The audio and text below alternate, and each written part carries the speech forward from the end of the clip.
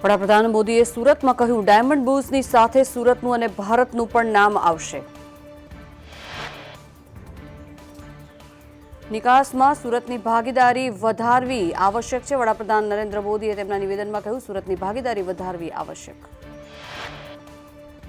PM મોદીએ પોતાની વાત કરતા કહ્યું કે સુરત શહેર સાથે મારે ખૂબ જ આત્મીય લગાવ છે. સુરત શહેરે મને ખૂબ શીખવ્યું છે.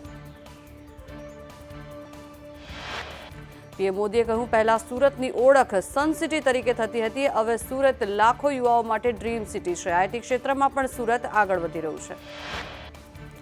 પેન્ટાગોનથી પણ મોટું સુરતનું ડાયમંડ બુર્સ. ડાયમંડ બુર્સમાં 15 માળવાળા 9 ટાવર્સ.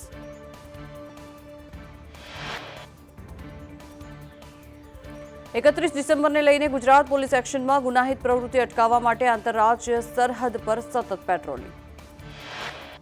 બનાસકાંઠામાં જીપીએસ લગાવવા ખનીજ હેરાફેરીના વાહનોની લાંબી કતારો. રોયલ્ટી ન બનતા વાહનોને લાગી લાંબી લાઈનો.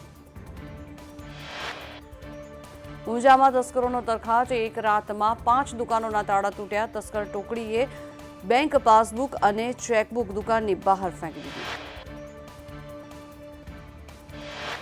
મહારાષ્ટ્રના નાગપુરમાં મોટી દુર્ઘટના. સોલાર એક્સપ્લોઝિવ કંપનીમાં બ્લાસ્ટ થતા 9 લોકોના મોત. કંપનીના કાસ્ટ બૂસ્ટર પ્લાન્ટમાં થયો હતો વિસ્ફોટ.